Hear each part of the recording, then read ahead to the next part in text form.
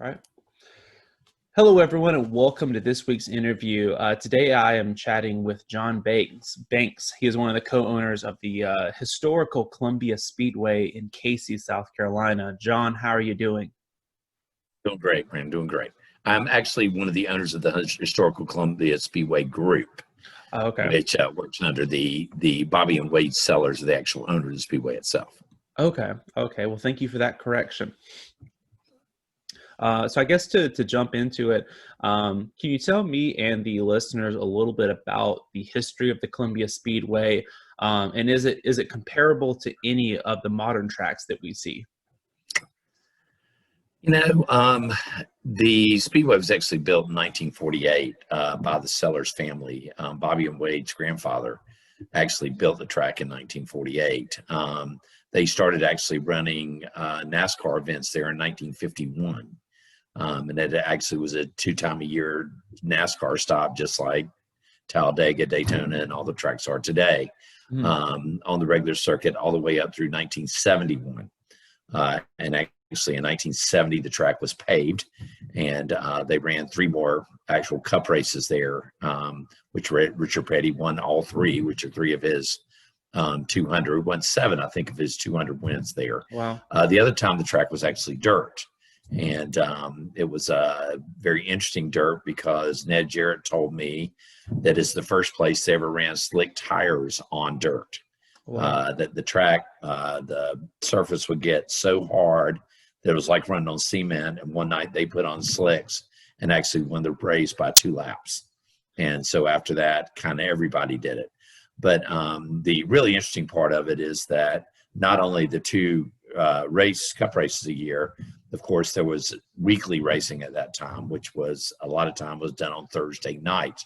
In the Columbia area, you have Fort Jackson, and the soldiers got paid on Thursday, and they wanted to get their money from the soldiers before they spent it all on Friday.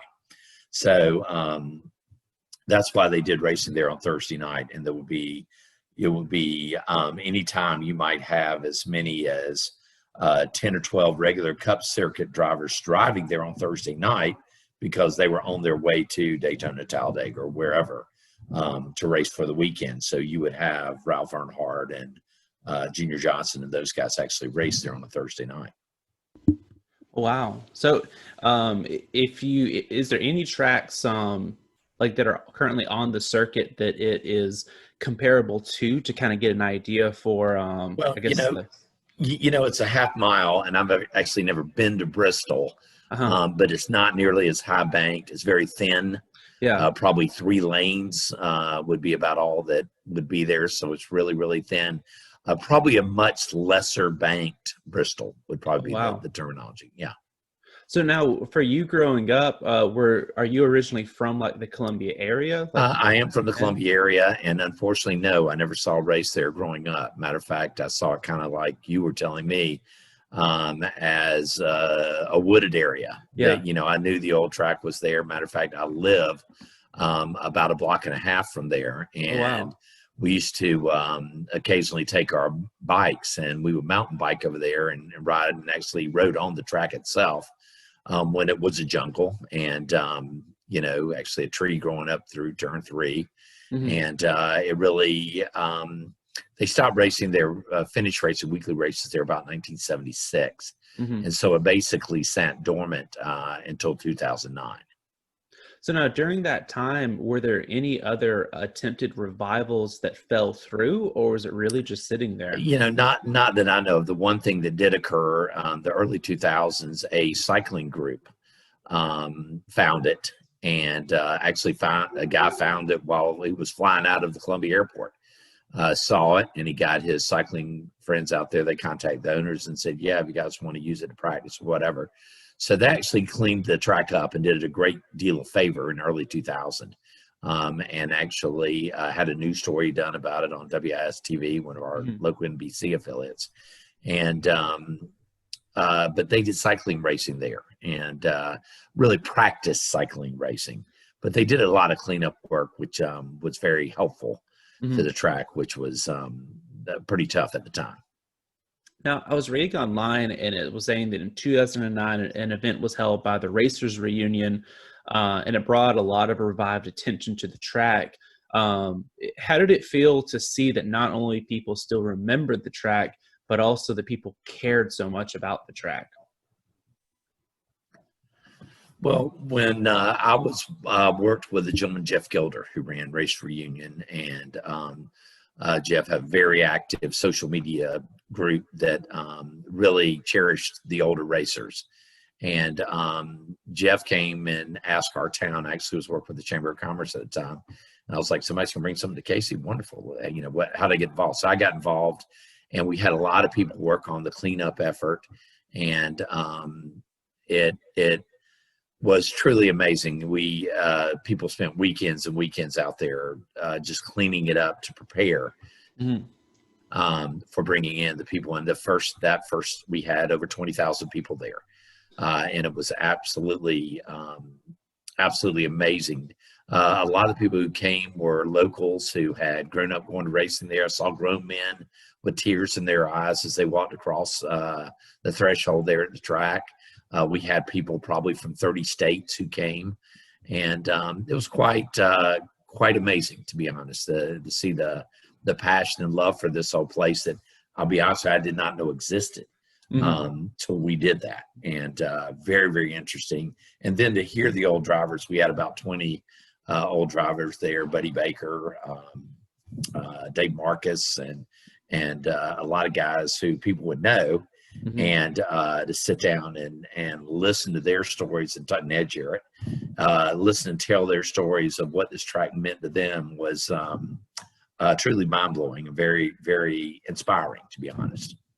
That's something I really enjoyed about the show Lost Speedways with Dale Jr. and Matthew Gilner was that's kind of a reoccurring thing. You see these tracks that have so much history, and then they either, you know, get bulldozed over or they just sit dormant. And then once you see someone bring it up, you see all these people, like especially online, that would say, "Oh, I went to that track," or "That was the first race I went to with my parents." And like I said, for me, you know, I was born in 1992, so I was born way way after its race. But with my dad, he talked about going there as a kid, and I think he got to like sit in one of the race cars before the race. And even with my great granddad, I think that his dad or even him got to race even like on the track. So it was cool seeing there's so much history sitting in just this little wooded area. Were there any discussions about trying to bring back racing to the track, or was it kind of just let that be and let's use it for other events and all? There was some casual discussions. The real problem is, as you know, it's really in a neighborhood type area, and it really sits next to a church, and the sound and all would be it'd be very impossible almost to produce something like that today, and to the amount of insurance and everything that costs to go racing. And so no, not really. I can't say it was ever really done that was a real possibility in any way, shape, or form. But we did notice that we have an incredible piece of land there that is in the city, that is 3 minutes from the State House in downtown Columbia. And so with that event, we said, this would be a really neat place to hold events. Yeah. And with that, we actually took out about 1,000 pine trees out of the infield, put in grass, sprinkler systems and all that, and cleared another, 20 some acres of parking. And, we've now turned it into this active events venue, and gave it some life. And the really interesting thing about it is what shut the track down is what saved it for today. When it was paved, it ended up costing it its NASCAR dates because it was too fast and there were too many wrecks once they paved it, too tight. And so it really wasn't a great racing surface for those cars. And so, but if they wouldn't have paved it, it'd just been another wooded area.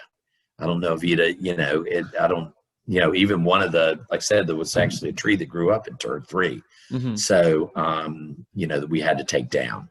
So the paving of the track saved it for what we're using it for today, but killed its racing back in the early 70s.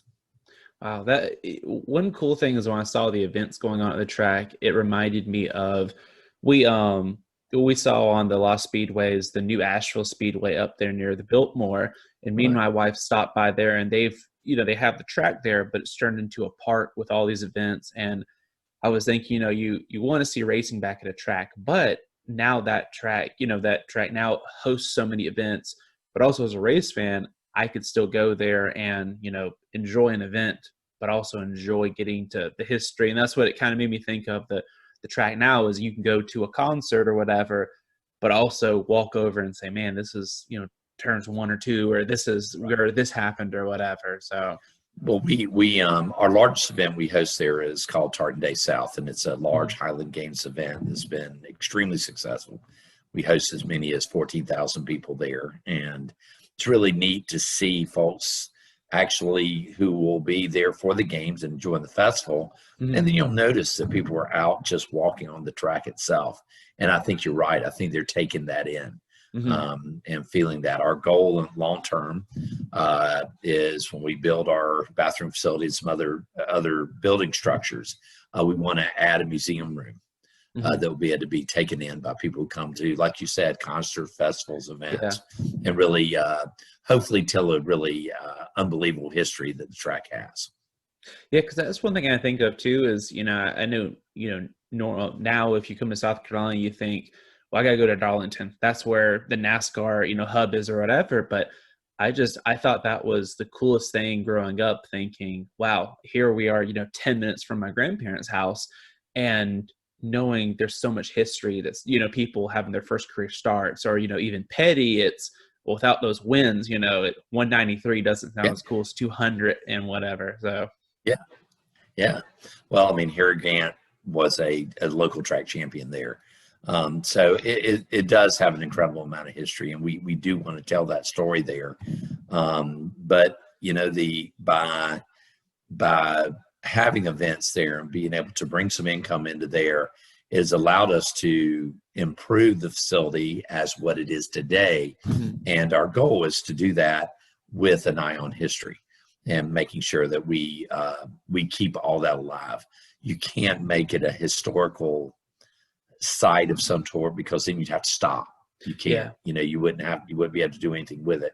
And unfortunately, the city there is actually a very good city of Case is actually a very good growing city right now with a lot of great things happening. And the track wants to be a part of its growth as it is a part of its history. So you've brought up a couple of the events, but since it's Revival, the track has hosted a lot of awesome events, a lot of fun activities. Do you have a personal favorite event that y'all have hosted at the track? Well, it's pretty easy for me because I run it. Is our Tartan Day, our Highland Games event. We wanted to create a signature event there that would be something people would know. It happens this weekend annually here at the track. Yeah, and that's what that's become. We bring in people last year before COVID. We actually brought in people from 35 states at the 9th annual event. So this coming March, Lord willing, we'll be able to have our 10th annual Tartan Day South celebration. And we have been noticed. We even were recognized in Washington, D.C. and the State House for that event. So that is something we're very, very proud of. But we have, the great thing is the facility allows us to allow promoters to bring in what they like to bring in. Therefore, we can host a hippie fest on one weekend, and then we may have a bluegrass festival the next weekend. So that's the goal, is to be a multi-purpose facility that will serve our area with hopefully great entertainment for all kinds of folks. Well, thanks for joining me today, Mr. Banks. Usually this is the time where I give the platform to whoever's being interviewed to promote whatever, if they have an event or a website or whatever. So the floor is yours. Well, a couple of things, of course. TartanDaySouth.com is our Highland Games Festival, and that's tartandaysouth.com. The Speedway's website is columbiaspeedway.com, and you can go there and find. We have some stuff on deck possibly for the next couple of months. So please keep an eye on our website. We have some things very exciting that we may be putting some contracts together actually this week. So we may have some exciting things come, and watch us in the future. We hope to grow and improve the facility, keep it alive, and again, make it a vibrant part of our area. All right. Well, thank you for sharing with us the past, present, and bright future of the historic Columbia Speedway. Brandon, thank you. We appreciate your time.